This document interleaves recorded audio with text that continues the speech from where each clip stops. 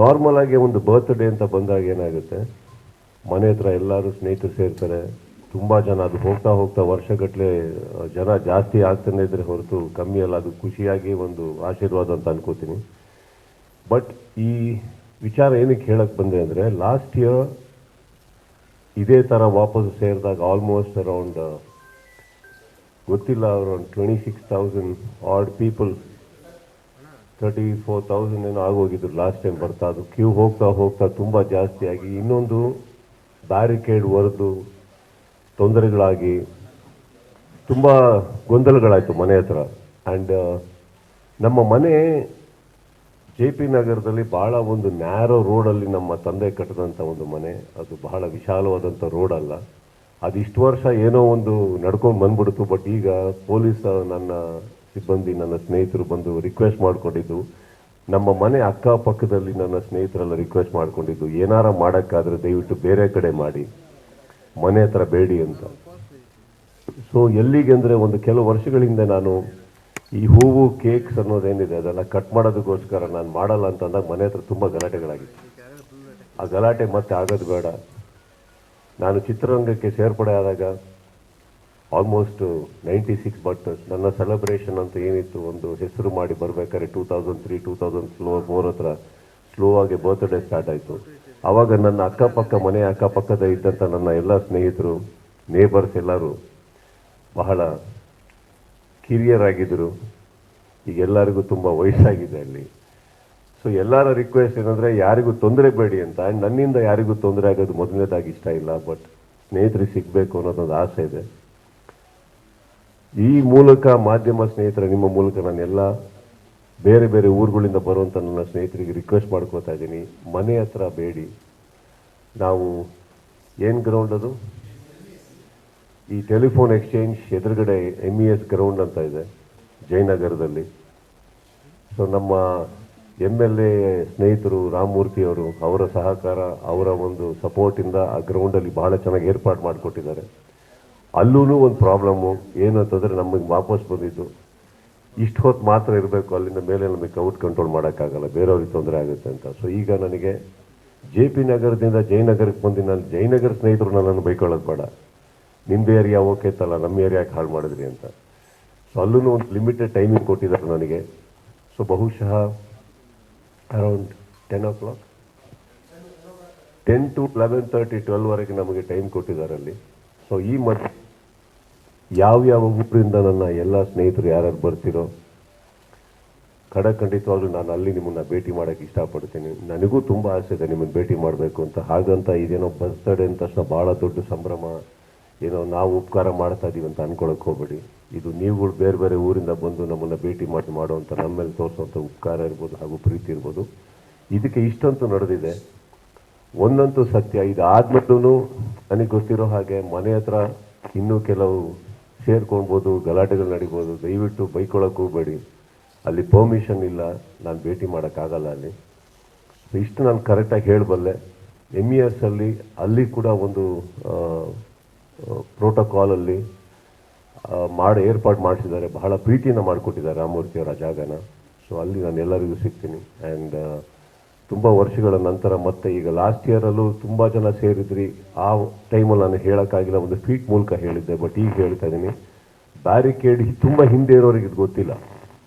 ಮುಂದ್ಗಡೆ ನಾನು ಸ್ಟೇಜಿಗೆ ಬಂದು ಕೆಲವು 1 hour ಆಗಿರಲಿಲ್ಲ, ಆಲ್ರೆಡಿ ಬ್ಯಾರಿಕೇಡ್ ಹೊಡೆದು ಎಲ್ಲ ಬಂದು ಸ್ಟೇಜ್ ಎಲ್ಲ ಮುರಿದು ಹೋಗೋ ಸಾಧ್ಯತೆ ಬಂದಾಗ ನನ್ನ ಪೊಲೀಸ್ ಮಿತ್ರರು ನಮಗೆ ಒಳಗಡೆ ಕಳಿಸಿ ಇದಾಗದೇ ಇಲ್ಲ ಅಂತ ಬಂದಾಗ ಅದನ್ನು ಸ್ಟಾಪ್ ಮಾಡಬೇಕಾಯ್ತು. ತುಂಬ ಜನಕ್ಕೆ ಬೇಜಾರಾಗಿರುತ್ತೆ, ನನಗೂ ಬೇಜಾರಾಯಿತು, ಅವ್ರು ಯಾರಿಗೂ ಸಿಗೋಕ್ಕಾಗಿಲ್ಲ ಅಂತ ಅಷ್ಟೊಂದು ಏರ್ಪಾಡು ಮಾಡಿ ಹಗಲು ರಾತ್ರಿ ನನ್ನ ಇಲ್ಲಿರೋ ಎಲ್ಲ ಗೆಳೆಯರು, ನನ್ನ ಫ್ಯಾನ್ ಕ್ಲಬ್ಸ್ ಅಂತ ಏನಿದ್ದಾರೆ ನನ್ನ ಸ್ನೇಹಿತರು, ಇವರೆಲ್ಲ ಹಗಲು ರಾತ್ರಿ ಕಷ್ಟಪಟ್ಟು ದುಡಿಯೋದೇ ಎಲ್ಲರನ್ನೂ ಭೇಟಿ ಮಾಡೋಕ್ಕೆ ಆಗಲಿಲ್ಲ ಅವತ್ತು. ಸೊ ಪ್ರತಿಯೊಬ್ಬರಿಗೂ ಈ ವರ್ಷದಲ್ಲಿ ನಾನು ಅದಕ್ಕೆ ಒಂದು ಅಪಾಲಜಿ ಕೇಳ್ತಾ, ಪ್ರೀತಿಯಿಂದ ಬನ್ನಿ, ಪ್ರೀತಿಯಿಂದ ಹೋಗೋಣ, ಪ್ರೀತಿಯಿಂದ ಸೇರೋಣ.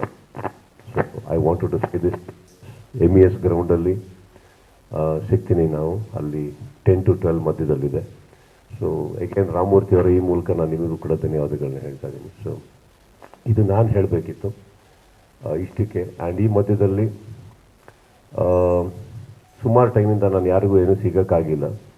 So I thought let me have an interaction ಬರ್ತ್ಡೇಕ್ಕಿಂತ ಮುಂಚೆ ಅಥವಾ ಒಂದು ರಿಲೀಸ್ಗಿಂತ ಮುಂಚೆ ನಿಮ್ಮೊಟ್ಟಿಗೆ ಸೇರೋದು ಮಾತಾಡೋದು ಇದ್ದಿದ್ದೆ. So I thought let me just meet you all and probably have a small conversation. So this is from my end.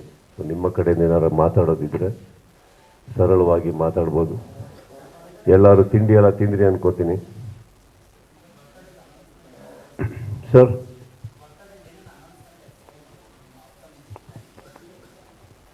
ಬರ್ತಡೆಗೆ ಏನೇನು ಅನೌನ್ಸ್ಮೆಂಟಾ?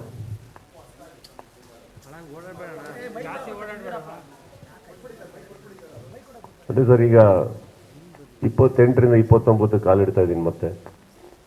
ಸೊ ಅನೌನ್ಸ್ಮೆಂಟ್ ಆಗಬೇಕಾಗಿತ್ತು. ಇನ್ನೇನು 30 ವರ್ಷಕ್ಕೆ 1 ವರ್ಷ ಹಿಂದೆ ಇದ್ದೀನಿ. ಸತತವಾಗಿ ಹಾಗೆ ನಡ್ಕೊಂಡು ಬರ್ತದೆ, ಹಾಗೆ ಇರುತ್ತೆ. ಅನೌನ್ಸ್ಮೆಂಟ್ಸ್ ಅಂತ ಸಿನಿಮಾ ಅನೌನ್ಸ್ಮೆಂಟ್ಸ್ಗಳು ನಡೆಯುತ್ತೆ ಸರ್, ಇದ್ದಿದ್ದೇ ಇರುತ್ತೆ. ನಮ್ಮ ಆಸೆಗಳು ಬೇರೆ ಇರ್ತವೆ. ಇದೇ ಥರ ಆಗಬೇಕು, ರಿಲೀಸ್ ಇದೇ ಥರ ಆಗಬೇಕು, ವರ್ಷಕ್ಕೆ 2 ಮಾಡಬೇಕು, 3 ಮಾಡಬೇಕು ಅಂತ ಆ ಒಂದು ಹೋರಾಟದಲ್ಲೇ ಹೊರಡ್ತೀವಿ. ಕಾರಣಾಂತರಗಳಿಂದ ಸಿನಿಮಾನ ನಾನು ಒಬ್ಬನೇ ಅಲ್ಲ, ನಿರ್ಮಾಪಕ ಅಂತ ಒಬ್ಬ ಇರ್ತಾರೆ, ನಿರ್ದೇಶಕರು ಅಂತ ಒಬ್ಬ ಇರ್ತಾರೆ, ಸಹ ಕಲಾವಿದರು ಇರ್ತಾರೆ, ಲೊಕೇಶನ್ಸ್ ಇರ್ತವೆ. ಇದರಿಂದ ಸ್ವಲ್ಪ ಡಿಲೇಗಳಾಗಿ ಬರ್ತವೆ ಹೊರತು ನಮ್ಮ ಸಿನಿಮಾ ನಾವು ಬಿಡಬಾರ್ದು ಅನ್ನೋ ಅಹಮಿಂದಲ್ಲ. ಸೊ ಇದು ಒಂದು ಇನ್ಸಿಡೆಂಟ್ ನಡೆದ್ಮೇಲೆ ಯಾವುದೇ ಅನೌನ್ಸ್ಮೆಂಟ್ ಮಾಡೋಕ್ಕೆ ಅಥವಾ ಮುಂಚಿತವಾಗಿ ಹೇಳೋದಕ್ಕೆ ಸ್ವಲ್ಪ ಭಯ ಆಗುತ್ತೆ.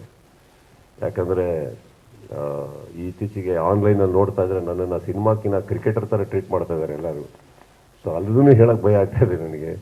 ಸೊ ಅನೌನ್ಸ್ಮೆಂಟ್ಸ್ ಇದೆ ಸರ್. ಈ ಒಂದು ಎಕ್ಸ್ಪೀರಿಯನ್ಸಿಂದ ಅಂದರೆ ಸತತವಾಗಿ ಇಷ್ಟು ವರ್ಷದಲ್ಲಿ ಒಂದೇ ಸಿನಿಮಾ ಮಾಡ್ಕೊಂಬಂದವನು ನಾನು at a time. But I think I will break that rule. That one thing I will tell you, that I will break that rule, that I will not be doing one cinema at a time.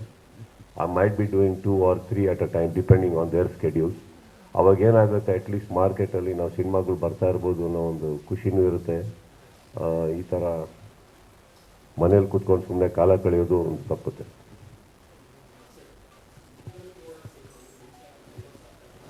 ಬಹುಶಃ ಇಲ್ಲ sir, 2 ವರ್ಷ ಮೇಲಾಯ್ತು sir. ಅವ್ರಿಗೆ ಮಾತ್ರ ಅಲ್ಲ, ನನಗೂ ಇದೆ ಆಸೆ ಬೇಗ ಬರಬೇಕು ಅಂತ. ಈಗ ಆಲ್ರೆಡಿ ಓಡಾಡ್ತಾ ಇದ್ರೆ ಕೆಲವರು ಅಣ್ಣ ಹೇಗಿದ್ದೀರಾ ಅಂತ ಕೇಳಕ್ಕೆ ಸ್ಟಾರ್ಟ್ ಮಾಡಿಬಿಟ್ಟಿದ್ದಾರೆ. ಮುಂಚೆ ಬಂದು ಫೋಟೋ ಆಟೋಗ್ರಾಫ್ ಅನ್ನೋರು ಈಗ ಹೇಗೆ ಚೆನ್ನಾಗಿದ್ದೀರಾ ಅಂತ ಇದ್ದಾರೆ ಅವರು. ಸೊ ಅದೆಲ್ಲ ಮರ್ತು ಹೋಗೋಕ್ಕಿಂತ ಮುಂಚೆ ರಿಲೀಸ್ ಮಾಡಬೇಕು cinema. So it is there sir, it is there here. ಯಾರು ಎಷ್ಟೇ ದೊಡ್ಡ ಕಲಾವಿದ ಆಗಿರಲಿ, ಯಾರೆಷ್ಟೇ ಹೆಸರು ಮಾಡಿರಲಿ, ಐ ಥಿಂಕ್ ಸತತವಾಗಿ ಒಂದು ನಾವು ಮಾರ್ಕೆಟಲ್ಲಿ ಬಾಗಿಲು ತಟ್ತಾ ಇರೋದು ನಮ್ಮ ಕರ್ತವ್ಯ. ಅದನ್ನು ಮಾಡ್ತೀವಿ. ಬಟ್ ಅಫ್ಕೋರ್ಸ್ ಡಿಲೇ ಆಗಿದೆ. So it is because of that. But it will be they. It is almost finished. It will be done soon. Sir, ಒಂದು ಸಣ್ಣ ಕನ್ಫ್ಯೂಷನ್ ಸರ್. ಅಂದರೆ ಈಗ ನೀವು ಅಂತ್ಯದಲ್ಲಿದ್ದೀರೋ ಮಧ್ಯದಲ್ಲಿದ್ದೀರೋ ಅಂತಂದ್ರೆ ಅದರ ಪ್ರಕಾರ ಮಧ್ಯದ ಪಕ್ಕದಲ್ಲಿ ಅಂದ್ಕೊಳ್ಳಿ. ಅಲ್ಲೇ ಇದ್ದೀವಿ ಸರ್, ಅಲ್ಲೇ ಇದ್ದೀವಿ, ಬಂದ್ಬಿಡ್ತೀವಿ.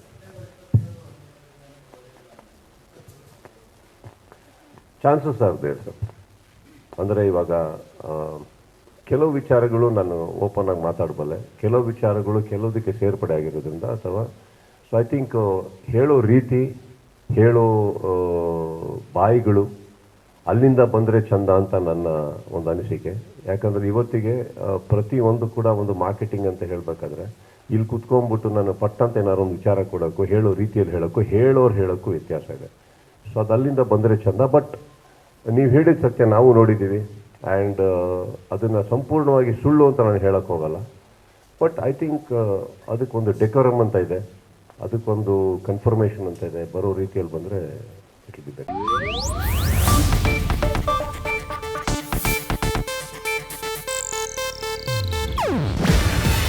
ಇದು ಏಷ್ಯಾನೆಟ್ ನ್ಯೂಸ್ ನೆಟ್ವರ್ಕ್ ಪ್ರಸ್ತುತಿ.